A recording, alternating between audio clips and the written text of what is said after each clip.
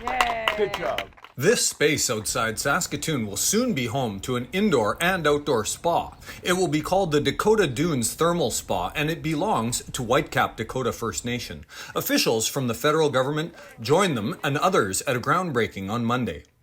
The spa and grounds will be fully accessible and gender inclusive, and the design will mirror the shape of the Big Dipper constellation. Dakota people believe the stars symbolize the 7 council fires of their people. Architects met with elders and others to incorporate these ideas.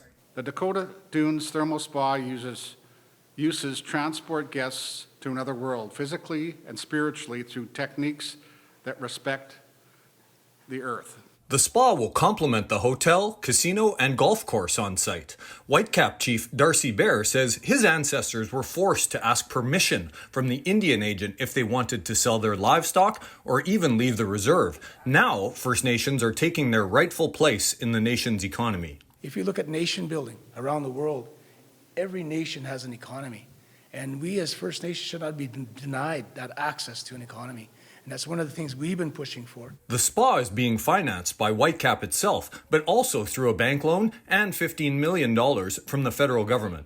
Indigenous Services Minister Patty Haidu says Whitecap is a dynamic community, both economically and culturally. She's happy the federal government is partnering on the project. This isn't just what the Government of Canada ought to do or should do.